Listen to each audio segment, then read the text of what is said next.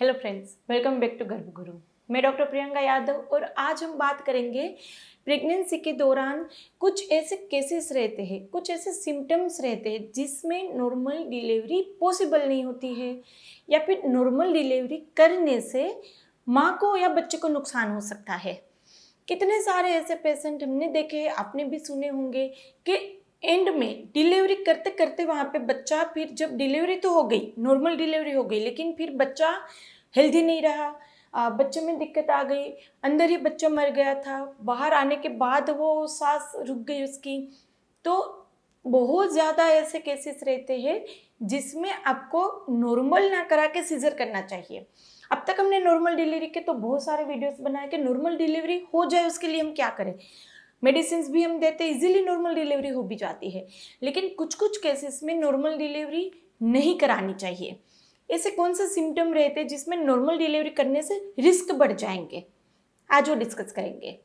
सबसे पहला रहता है हाइपरटेंशन। यदि पेशेंट को हाइपरटेंशन की बीमारी यानी कि उसकी बीपी की दिक्कत है तो उसमें एक्लेम्सिया, प्री एक्लेम्सिया हो सकता है, यानी कि खींच आ सकती है, स्पाज्म आ सकता है, बॉडी बिल्कुल स्टीप हो जाती है और ऐसे केस में अंदर बच्चा फंस जाता है। तो यदि वहाँ पे ब्लड प्रेशर फ्लक्चुएट होता है, हाई रहता है, किसी भी रीज़न से आपके डॉक्टर आपको बोले कि इसमें नॉर्मल नहीं होगा, हमें सीजर करना पड़ेगा, तो आपको सीजर का डिसीजन लेना चाहिए। फिर यदि बच्चा ऊपर की तरफ हो, जैसे बच्चा नीचे सेट हो जाता है, बच्चेदानी के मुख में बच्चा इस तरह से नीचे आ जाता है, तो वो नॉर्मल डिलीवरी होगी।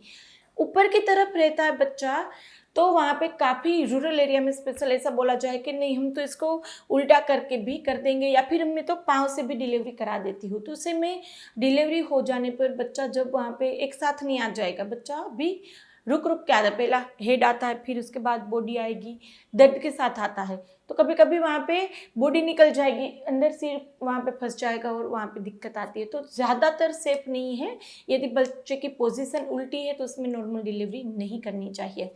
ट्विंस में भी काफ़ी बार ऐसा बोला जाता है कि हम तो ट्विंस में नॉर्मल डिलीवरी करा देंगे, लेकिन उसमें भी कई बार वहाँ पे एंड में लेबर ज़्यादा चलता है, फिर एक बच्चा रह जाता है, एक फंस जाता है, तो उसमें भी दिक्कत आ सकती है। तो उसमें भी नॉर्मल डिलीवरी ना करा के सीजर के लिए ज़्यादा बोला जाता है।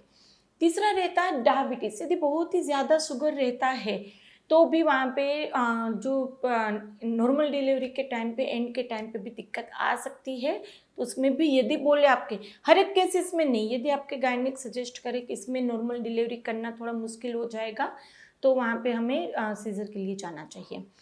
प्लेसेंटा प्रीविया, यानी कि आपका जो प्लेसेंटा होता है, बच्चे की जो थैली होती है, वो यहाँ पर नीचे की तरफ होगी। तो यहाँ पर यदि बच्चे की थैली है, यानी कि आपका ये बच्चेदानी का मुख है, यहाँ पर ही बच्चे की थैली है, प्लेसेंटा है, तो जैसे जैसे मुख खुलेगा ये थैली वहाँ से सेपरेट हो जाएगी।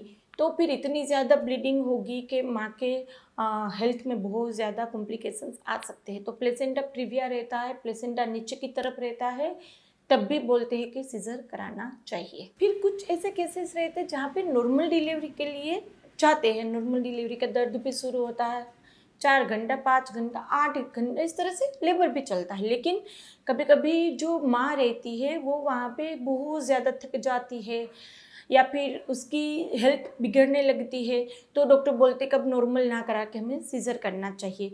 इसी तरह से अंदर बच्चा भी कभी कभी ऐसा होता है कि एंड में वहाँ पे बच्चे की हार्ट भी धीरे धीरे कम होने लगती है, डिस्ट्रेस में आ जाता है बच्चा, तो भी फिर नॉर्मल चाहे होने वाली हो, लेकिन सीजर का प्लान्ड सीजर नहीं, लेकिन कंपलसरी उस टाइम पे इमरजेंसी सीजर करना पड़ता है, तो वो डिसीजन लेना सही रहेगा। उसी तरह से अंदर बच्चा कभी कभी स्टूल पास कर देता है, यानी कि अंदर वो स्टूल पास कर देगा, फिर वही पानी वो पीता है, तो बच्चे को दिक्कत आती है। तो जो पानी गिरता है वो जैसे ग्रीन कलर का आने लगता है, येलो कलर का आने लगता है, तो पता चलता है कि अंदर बच्चे ने स्टूल पास कर दिया है, तो इमरजेंसी आपको सीजर के लिए बोला जाएगा, तो भी करना ज़रूरी है। फिर इसी तरह से कभी कभी बच्चेदानी का मुख ही नहीं खुलता, लेबर चलता रहता है, बच्चेदानी का मुख नहीं खुलता है, तो नॉर्मल के प्लान होते हुए भी हमें सीजर पे शिफ्ट होना पड़ सकता है।